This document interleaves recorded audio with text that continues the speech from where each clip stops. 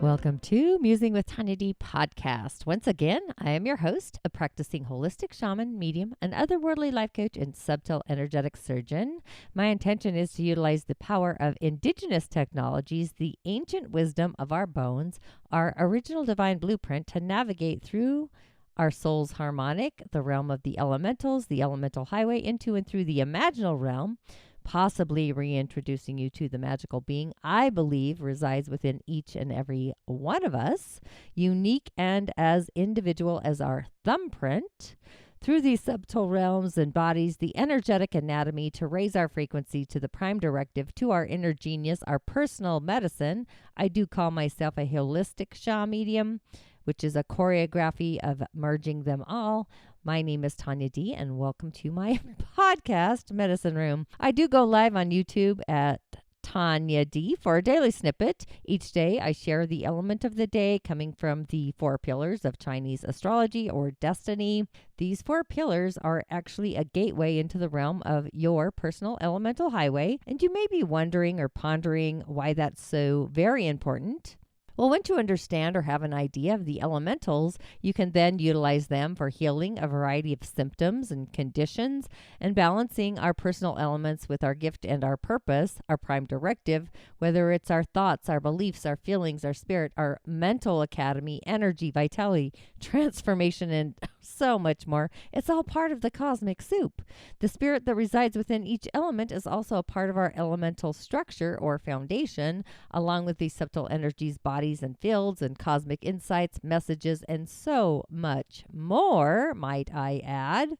So going beyond being inspired and just loving the season of the witches, nature's transformation, the magic, the variety of guests that I've actually had and literally enjoyed during the season, this podcast season. That's why I do title the show The Musing with Tonya D, because it's about musing. So if there's anybody that you wish to hear from again that really got you excited about life and really your own magical essence that resides within each and every one of us, please comment and share and let me know. And of course, stay curious, questioning everything. That is also one of my mantras. This week's audio medicine room artist is Lisa Erickson. Lisa is an energy worker specializing in women's energetics, sexual trauma healing, chakra manifestation, and kundalini awakening. She is the author of Chakra Empowerment for Women and The Art and Science of Meditation, both published by Llewellyn worldwide. She is also certified in mindfulness, meditation instruction, multiple somatic integration methods, and trauma sensitivity. She has trained in a variety of energy healing modalities, including one of my favorite artists, Miss Cyndi Dale, who I also have navigated the energetic world with and through, including with Lisa Erickson. She is also a member of the Breathe Network, a nonprofit dedicated to supporting holistic healing and healers for sexual trauma survivors. So with all of that, let's welcome Lisa Erickson to the stage. How are you doing today, Lisa? I'm great, Tonya. How are you? I'm doing fantastic. That's my new word for the year. I up leveled from doing great to fantastic. Oh, fantastic. I love it. I love it. Absolutely. So let's dive into the persecution. Mm. Like, let's just dive in. Well, I'll tell you how I work with it, or what I mean, by that word. I work with a lot of healers. I work with a lot of women, and I feel like there is this incredible surge at this time in history. We're reclaiming our power. We have been. Now that's been going on for a while, but it also means we are reclaiming, men are too, but you're really seeing a surge in women reclaiming healing gifts and intuitive powers. The new age market, for example, in terms of books that are labeled mind, body, spirit, the purchasers on that are 80% women. And, that's the demographics. There really is this, we're leading the charge. Women are leading the charge in terms of explorations of psychic abilities, healing abilities. We're reclaiming those powers. But us practicing those powers have been persecuted for many hundreds of years throughout the world, right? Most famously in terms of like witch trials and things like that, but really across all cultures, if you study it, there has been a repression of that for both men and women, but most specifically, it's hit women pretty hard, right? Healers, astrologers, labeled witches, all that kind of thing, right? So I do believe in past lives and ancestral wounds. I do believe that we can carry forward things from the past. So a lot of us that are trying to bring these gifts forward, we have blocks to owning them, to really believing in their validity and believing in our own right and ability to utilize them. So that's kind of what I try to help people clear. That's what I mean when I say persecution traumas or persecution wounds. Some of them might be from this lifetime, but others could be things we're carrying forward from the past. In indigenous cultures, I mean, they're even persecuted for their tribal lineage and their knowledge and their ancestors and their connection with nature and all of the things, and definitely ancestral. I feel like through incarnations, we get to revisit some of these wounds from other lifetimes, and they manifest different, because of the modernity of it. So, how does the kind of energy work that you do assist in addressing these imprints and wounds from this persecution from a lifetime or a timeline? Well, I really, there's a lot of different ways to work with the energy body. And I really work kind of at the level, the energy body that connects to our emotional imprints, our psyche. So I feel like there's certain imprints that you find that are often linked to past persecution or to carrying this stuff forward. One is just a general difficulty kind of claiming your power or especially claiming your intuitive ability. So someone who feels like they have to keep it secret, they hide it from certain people they know, right? It may be they have some friends that they're open with and others that they're not, right? And there's these patterns of secrecy in order to stay safe. There's really like this imprint of, it's not safe for me to be who I am. It's not safe for me to say that I believe in certain things that are outside conventional knowledge, right? Even though really it's becoming so much more widely accepted and known. So if someone is really holding secrets tight like that, that may be an imprint that we're going to work on. And we're going to work on that with through the chakra framework, usually in the throat and in the navel, right? So I do like to use the chakra framework because it's very easy for people to access in terms of what's blocked, right? Someone's power and their ability to speak it, right? Other times it may be in terms of they don't feel they have the right. Like maybe they've absorbed the message that these abilities are owned by men, or if they grew up in a religious hierarchy where men had a direct line to God, but not women. They may feel like, okay, I do believe these are spiritual gifts, but mine are secondary. I'm not really supposed to practice them. And intellectually, a woman can think, no, I don't believe that, but they can still hold that imprint, right? And that one is often locked, I find, in like the sacral chakra. So I could go on and on. There's a lot of different versions, but I'll let you sort of respond to that. Well, I was just going to ask you, do you feel like most of this, like for women predominantly, do you feel like it mostly manifests in the sacral energetic center? And then the reason people have thyroid issues is because they've literally locked with a key and a lock their throat center to speak their intuitive hearing sister kind of gifts? Or do you also bring in the I call it the shaman's portal, the eighth energetic center? Because sometimes I feel like there's some really good stuff in there that we can pull out. Oh, a lot of juicy stuff there. Yes. Yeah. I mean, that's the thing about the energy body. It intersects with the physical and the emotional. So often you see things mirrored, right? Someone has a hard time speaking up and they also have thyroid issues, right? So it reflects both on the physical and on the emotional, and you're kind of working it from all angles.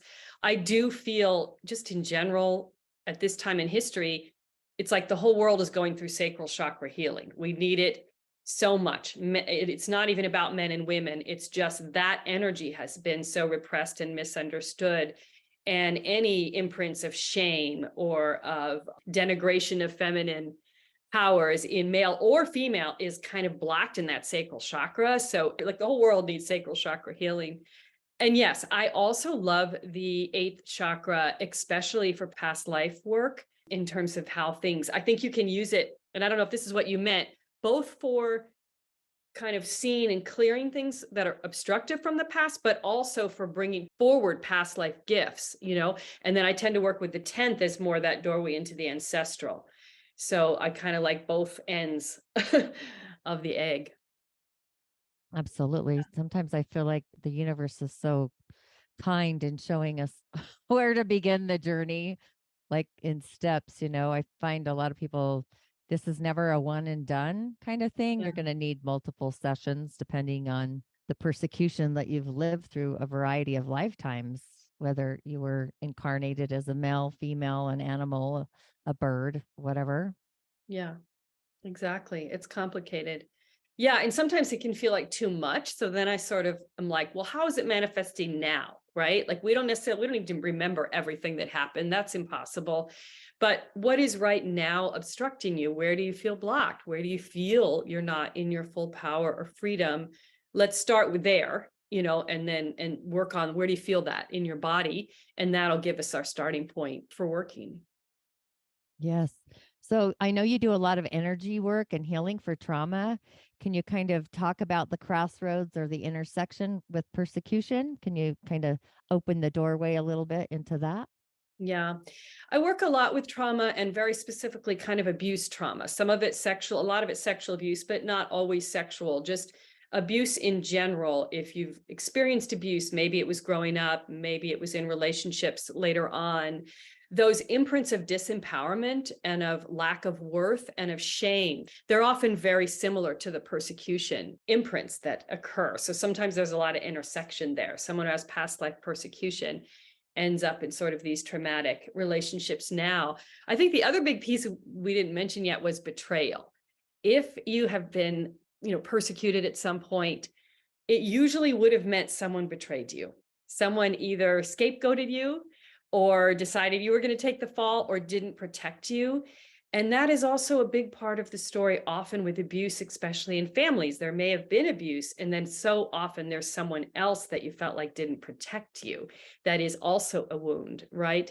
Or the person who perpetrated the abuse was someone who was supposed to protect you, right? So there's these layers of betrayal and abandonment wounds that are really felt in the heart and other places that I think are a very common intersection for trauma and persecution wounds.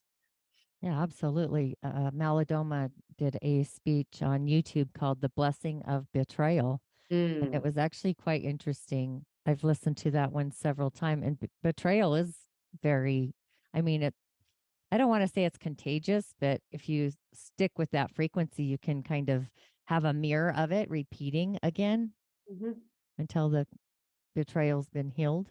mhm. Yeah, and you don't, that imprint is you don't trust, right?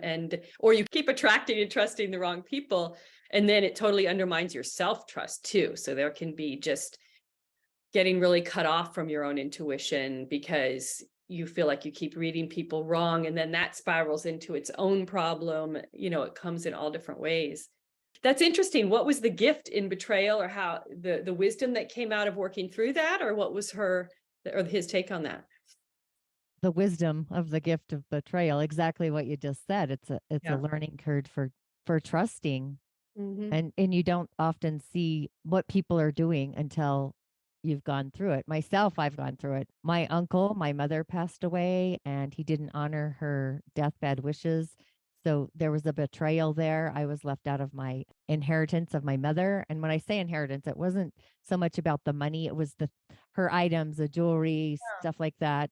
And then I actually worked with a client of mine for over 15 years, and his sons left me out of the estate where Mm. he had told me, because I basically was his caretaker on all levels, the cleaning lady, the hangout girl, the healer, all the things.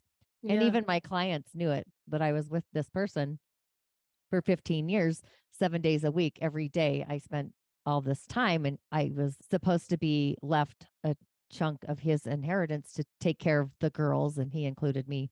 So there's betrayal there, right? So exactly Absolutely. what you just Yeah. said, the trust. So that brought me back to the blessings of betrayal. Yeah. So we don't have to go this direction, but I'm just interested what blessings came out of that for you, because I do see that happen a lot with clients, but it's hard to get through that.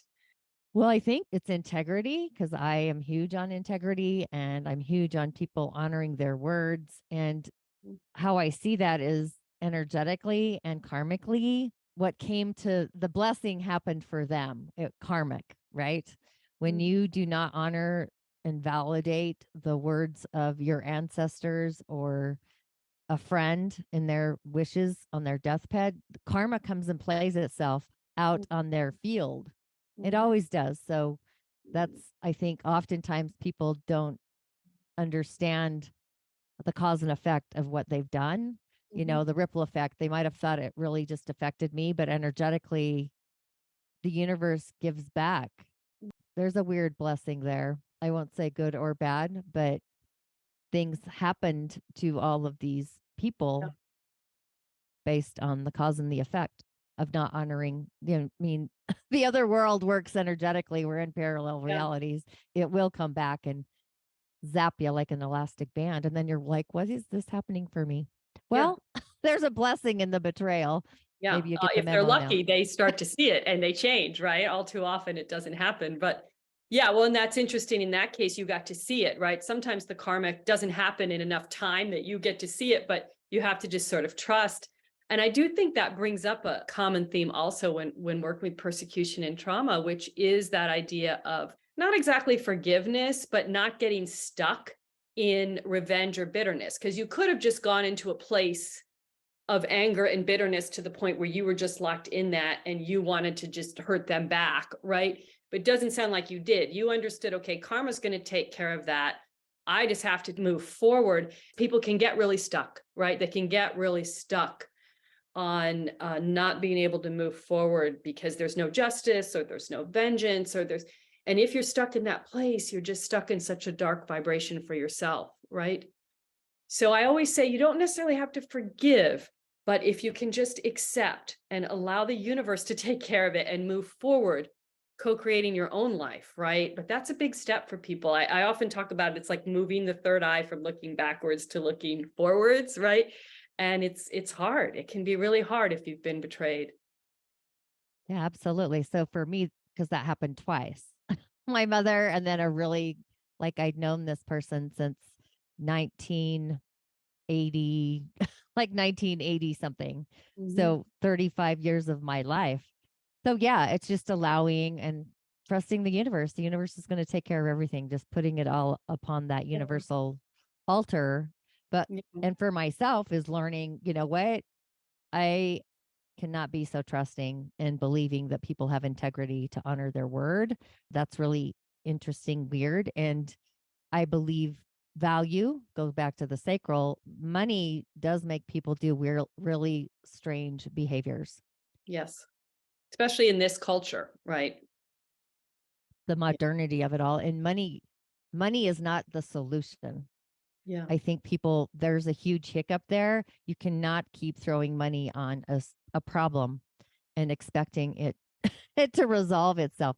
There's a lot of reconciliation that has to go on to get into the flow. And it's just allowing. Yeah. Well, and we all know plenty of people, or maybe, you know people who really have worked it out financially, but are not happy people, right? I mean, that sounds cliche, but it doesn't solve the inner problem. So often some of those people who are really good at accumulating, it's so fear-based and it's never enough. So if you're trapped in that cycle, money is not the answer at all. It makes it worse, you know?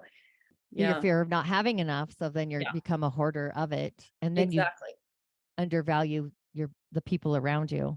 Yeah, exactly. That's So it's exactly what happened in these cases probably, right? Yeah. absolutely, especially because they didn't make it themselves. I think when you understand the value of creating something and working for something, there's a different value versus, no offense if you're a trust funder, but a trust funder doesn't understand the equilibrium of energy of Mhm. money when you make it for yourself.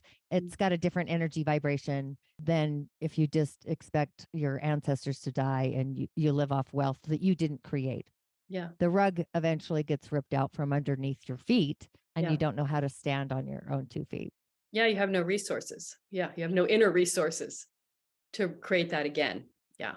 Well, pretty interesting. So yeah, the blessings of betrayal. And it definitely for myself, integrity. It's like I really listen to those things, Yeah. more aware of that now. Yeah. So in your work, you mentioned ancestral and past life persecution along with trauma. Can you dive in a little bit about how those things start manifesting in the physical? Yeah. Well, I think we carry forward from the past in both ways. And I think of the ancestral as being linked down through that 10th chakra, the root chakra, 10th chakra, right? That's coming up through our genetics, our physical ancestry. And then past lives are streams where it's not linked to this physical body, right? In terms of ancestry, but some part of us, whatever you call that part of us, it's kind of different in different traditions that has, migrated from body to body. And that comes in through the eighth. And what gets triggered then, karmas, patterns are coming in through both of those. And, there's this infinite number in a way of karmas that might be possible for us to surface in a particular lifetime. The way I think of it, then our environment and our situation in this lifetime kind of determines which ones are going to trigger and be the main themes. I think sometimes a spirit comes in and there's really like just one theme that just rises to the top right away. There's this sense of like one main life lesson. For most of us, it's a little more fluid. I feel like you go through different phases and different things surface. But for trauma and abuse, if that's coming in ancestrally or past life, it's usually in some case, some way represented in this life as abuse or disempowerment, being in some sort of relationship where you are disempowered and or explicitly abused, and your sense of worthiness is damaged by that. And that's the primary wound, is that sense of self-worth. And then there's all sorts of survival patterns that develop on top of that. Maybe people pleasing, to try to feel loved, putting your own needs second would be another one. Or sometimes it's more that survival mode, just being like, I'm going to be in my navel chakra. I'm going to try to make as much money as I can to make up for that feeling of lack worth, right? So on the outside, you look great, right? But inside, there's just this hole that's never filled up. Or it could be sex, it could be addiction. It could be just there's some sort of grasping outside of yourself in some way to try to fill this hole. So that's usually the primary wound. And then how it reflects the different survival mechanisms are on top of that. And so kind of working from wherever someone is at. Well, even on the body, I've Yeah. seen people where they hoard on the body. They're hoarding Yes. on the body for safety, security, just like they'll hoard in the home, like Yeah. there's not going to be enough energetically. Yeah. So just knowing that you are safe and you are enough, those affirmations. And I call it climbing back into your skin, your authenticity, and just being like that magnitude of knowing your power, calling Yeah. your power back. Yeah. Well, and hoarding is interesting, whether you're hoarding sort of weight on your body or physical objects, either one. It's really like you're trying to substitute for the root chakra, right? You're trying to create this sense of density and grounding with either weight and boundaries or your physical objects, right? And what you really need is that anchoring in the earth and that strong root chakra, that I'm safe in my body. Yeah. And the other way it can reflect, of course, is disassociation, which is so common for individuals who have experienced some sort of trauma. This sense of, oh, it's not safe for me to stay in my body. And at some point, developing the ability to kind of leave your body to survive difficult moments. But then that becomes a pattern where you can't even maybe have a difficult conversation at work or a loved one. You just check out all the time, right? And that becomes a real obstruction in your ability to move forward in your life because you can't stay present in a difficult or challenging moment. So I do a lot of work with that. I mean, if that's maybe the number one work would be sort of grounding and boundaries when it comes to people that have experienced trauma in this lifetime, because there's such a feeling of, oh, I need to leave this body. I'm not safe to stay here. Or even the feeling of I don't belong here, Yeah. right? There's that as well. And what else I find curious now that we're going down this rabbit hole. So I find mostly my near death experience when I was in my coma, there's a lot of people that talk about ascending. Well, energetically, they haven't fully descended in the body. And that's what a lot of this is. It's like, well, you got to descend all the way, climb fully in your entire being before you can pop out and become ascended and enlightened. You really got to get into all those crevices. Oh my gosh, I'm so glad to hear you say that because this is like my mantra. And yes, it's so true. I sort of came at it from another angle where I was, I still am. I'm a meditator and, I've done that for a long time, but I was in a kind of kundalini based practice in my 20s. And I had some amazing experiences, but I do recognize now that myself and many of us that were involved, we got very good at coming up and experiencing bliss in our crown and the upper chakras, maybe astral dimensions, but there was not always a connection. And a lot of times it was spiritual bypassing, right? It was bypassing very real work that needed to be done on the body and the psychological level. So basically, you can get all these upper chakras open, but it's like a tree that has like all these branches and no roots. As soon as the wind comes, that tree's going over, right? So yeah, I'm like, okay, we need to work on the lower chakras, the foundation. The lower chakras get you in your body for sure. That is so important. And I don't just see it for trauma now. I feel like it feels a little painful right now to be alive. And so more and more people are sort of disconnected from their body. Maybe it's our phones, I don't know, but people are, a lot of youth are not in their body, and it's a worrying trend. Well, I mean, if you want to talk about youth not in their body, where are their parents, right? Yeah. Because children, your foundation is your parents. And anymore, it's really rare to have two parents together in a house with children for that stability. It's one sided, which is going to create other issues, I'll say, and different kinds of traumas. And that's becoming the new normal. For example, there's one thing I loved. I worked with Melodoma. I'll go back to him, for example. In his culture, his tradition, his tribe, the Dagara, you weren't raised just by your mom and dad. You were raised by the village. Yeah. So you always had a mom, you always had a dad, you always had a grandfather, whether they were in your lineage or not. Yeah. Had several mothers. You learned several things from everyone's gift and purpose. And that was their whole everyone has a gift, everyone has a purpose, whether it's to be the shaman of the village, the medicine person, whether you were the one that did the community, got the community together, if you were the one to cook and do all those kinds of things, or you were the one to keep the peace and get everyone in the flow. Whatever it was, everybody had a gift and purpose. Yeah. And they work together. Where the modernity of the Western world, not only have we got away from our gift and purpose, but now our world, like our foundation is, I'm wondering if it was ever really there, if it's always just been an illusion anyway for at least my whole lifetime, if not 250 years ago. Like, I just am like, what is going on around me? And in Utah here, where I'm located, I really kind of sit back. I feel like I'm watching this weirdest movie ever and getting the popcorn Yeah. because I'm like, what is happening? And then I think, am I the only one that's seeing this, or do I see things very differently? Well, as energy workers, we do, right? We see like these patterns of disconnection, which is kind of what you're speaking to. And it's more than just emotional disconnection or everyone kind of being in their own world. You see how that impacts everything energetically because we're all connected. Yeah, and I see it also reflected in social media and all that, which I use, and I value that we can connect through it, right? You and I are connected through it, and people are connected, but it also can just isolate us so much from the people right around us and from our own bodies.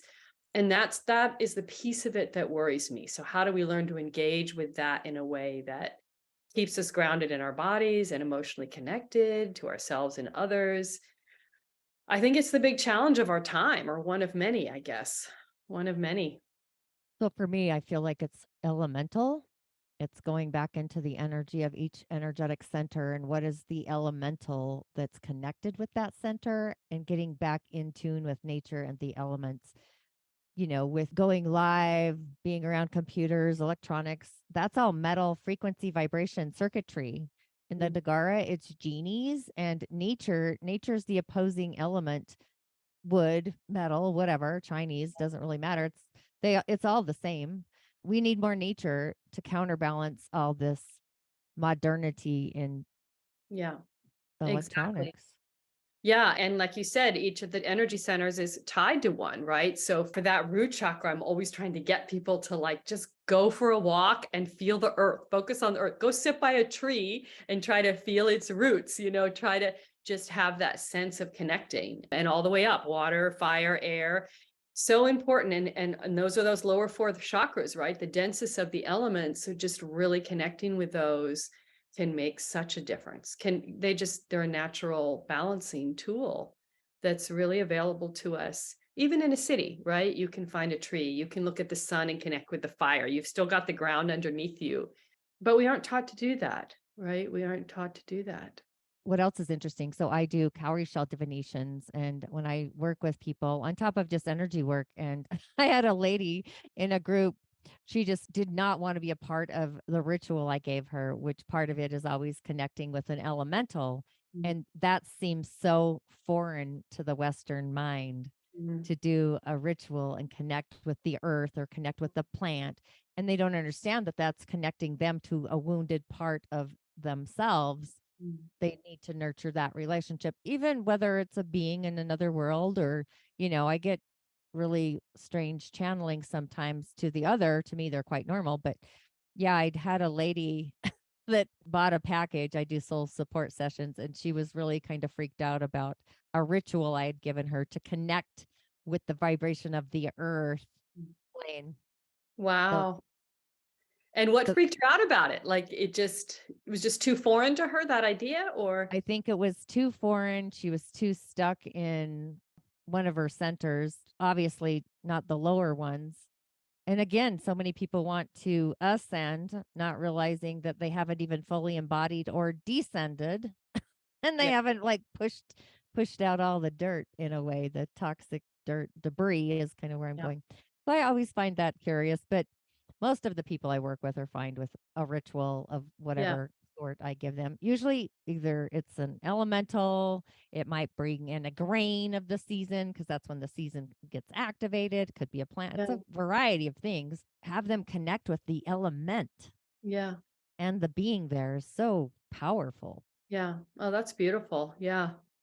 Yeah, and I think getting back to the descension thing, yeah, I think, and it's a missed opportunity when we just focus on the leaving the body, because why are you in a body, right? There's some reason. This is an opportunity. It doesn't always feel like it. And I know if someone is physically suffering, it's hard to view your body as a gift. But there's a reason we're in this physical form. Even when it feels difficult, there's things we can work out in this form that it's hard to do any other way. Yeah. Absolutely. So, how do you think all of this fits in the larger framework of the shifts that are happening, and not just in the United States, but like in the whole world? Yeah.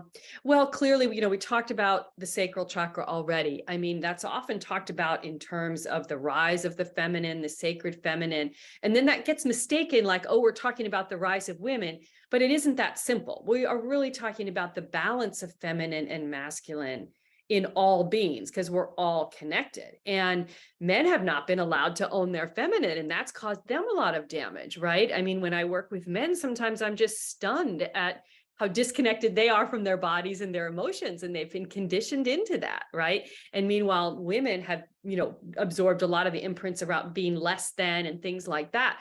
So it's this damage to the feminine is reflected across the board, and that is a major healing happening now that there's backlash to, and we're all sort of part of that.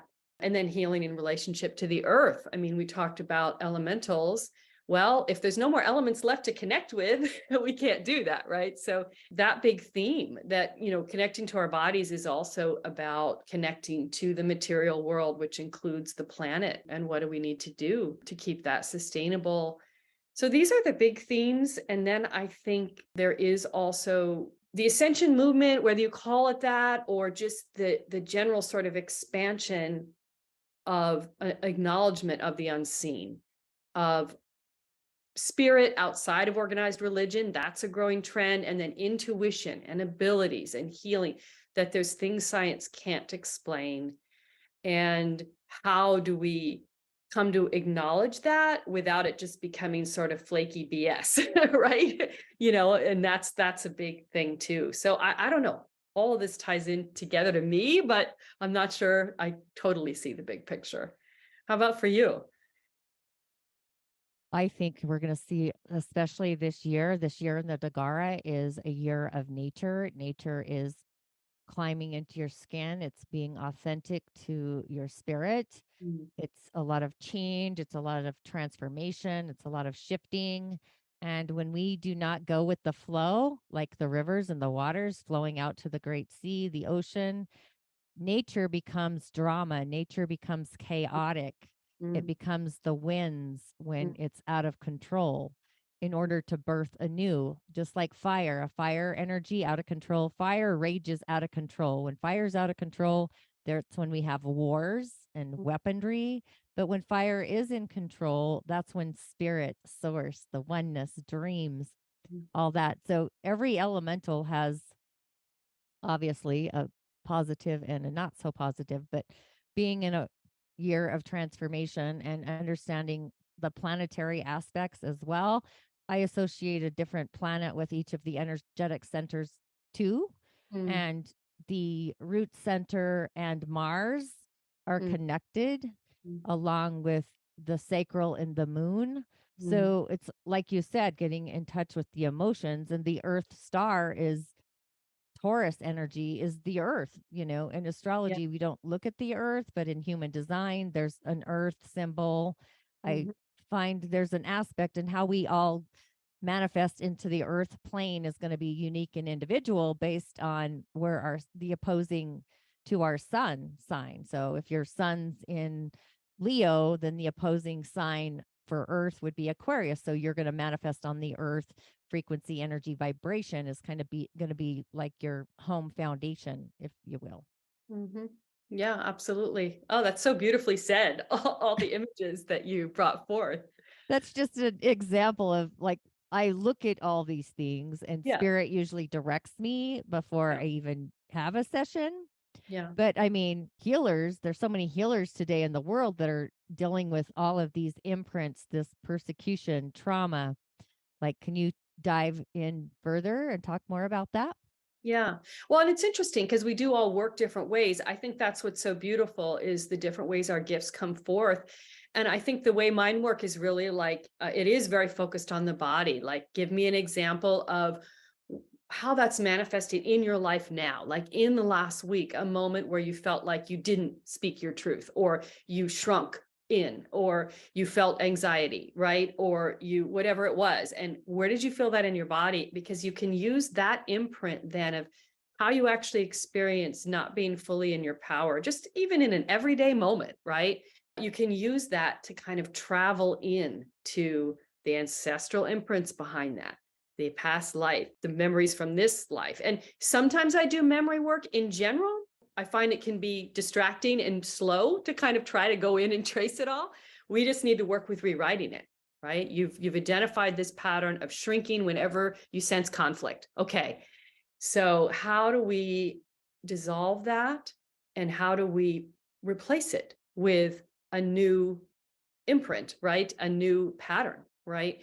Energetically. That's really how I work. It's very body based in that sense, but very focused on the chakras.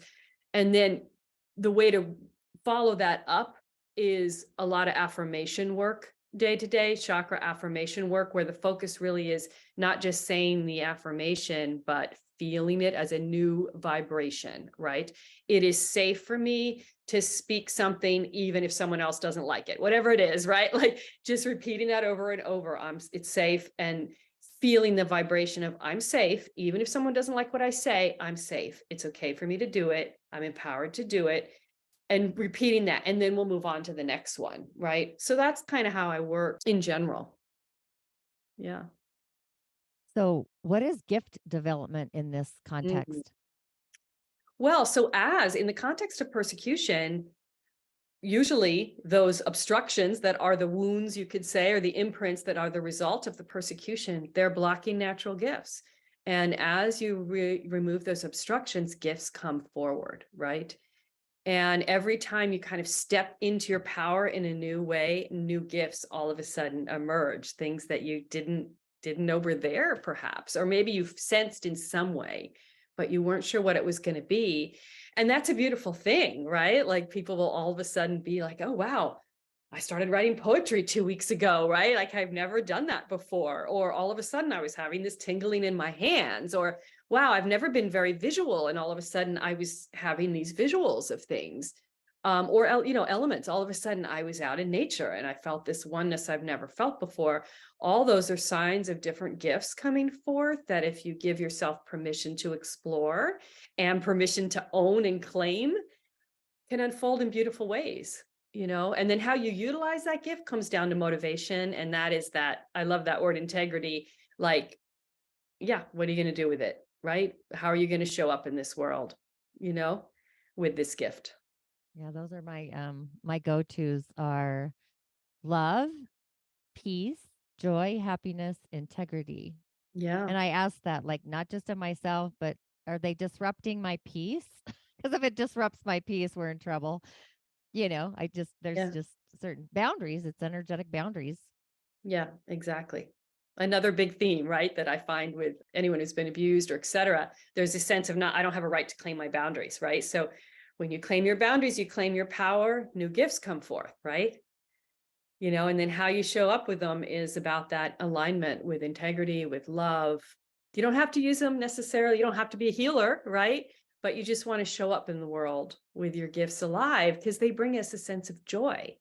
They are the way the light comes through us. Your gifts are the way the light comes through you. How do you bring them forth in that way that Yeah, feels? absolutely. And then, once you acknowledge a gift, it goes back to balance, be in the zone of neutrality, you know. You Yeah. don't need to get topsy-turvetish about it, being in your center within all of your centers. Yeah.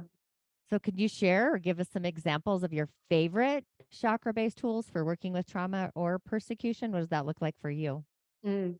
Well, in terms of the root chakra, I do a lot of work where it is actually like the earth emanating up and creating a protective bowl, really trying to get someone connected to that root chakra, the sense of the earth is protection, that I'm safe in my body, right? Sacral chakra, I have a beautiful one that I love. It's like a blooming lotus in the sacral, right? And just emanating beautiful radiations of light up, really trying to create that sense of, oh, the energies of that sacral, including sexuality, are beautiful and luminous, not shameful, right? Not denigrated. So that trying to bring that sense of fluid and beauty. And of course, lotuses float on top of the water. So it connects to that water element link. So those are big ones that I sort of have different ones for each chakra that are both visual and affirmation based. I like to work with the root and navel together in terms of boundaries. I feel like in terms of just an everyday boundary, activating the root and navel and really having the intention that they are emanating an almost protective shield on top of your skin. I call it second skin, is a very useful, just kind of everyday walking around in the world boundary. And with certain people, you may need other kinds of boundaries, but that's one that's just so those are all lower chakra based that I find I go to over and over for trauma individuals, especially.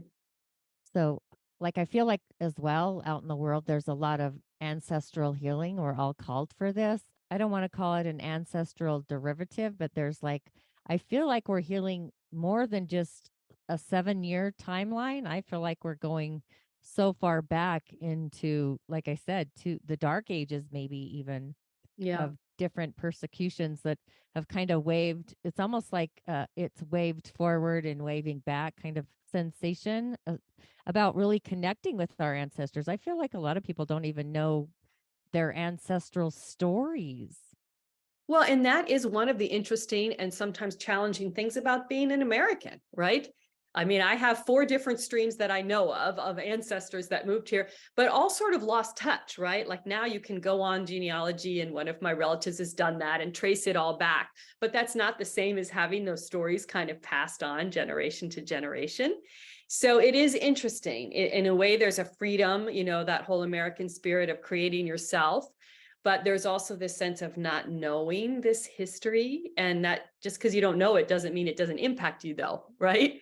So you still have to sort of work with that. I think the other thing that arose as you were speaking is this idea of karmic return. And yes, certain things, they lie buried for a while and then they come up historically, they have to be dealt with, and a lot of people connect this time with ancient Egypt. Other people connect it with other times in histories. I have a whole Egypt thing going on in my life. So I definitely have this sense that there's a return of certain things that happened in ancient Egypt that are coming to heal now.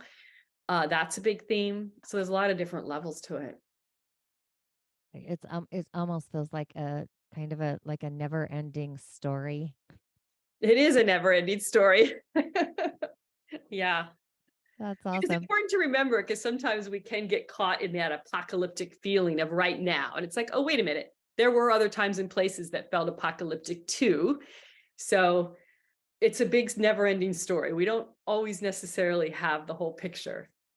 Yeah. Absolutely. So is there anything else that your heart would love to share with my audience? Do you have anything happening that you'd like to talk about? Yeah, I'm planning my fall classes right now. And so I'll put those out on my website, Enlightened Energetics, soon. Still sort of trying to see if I'm going to, what's going to be new, what's going to be returning. I'm always teaching classes related to my book, Chakra Empowerment for Women, but I've been doing other things on persecution and boundary management and things like that, in addition to private session work. So we'll see. That's amazing. I love it. Well, thanks for joining me today. This has been a great conversation. I always like to talk about the elementals and the energy centers and the planets and all the things and the stars and beyond infinity. So, if this episode inspired you in some magical way, and I absolutely know in my heart it did, please tag me at the Tonya D to your Instagram stories to connect with Lisa Erickson. I will have all her insights and info also in the show notes, theenlightenedenergetics.com.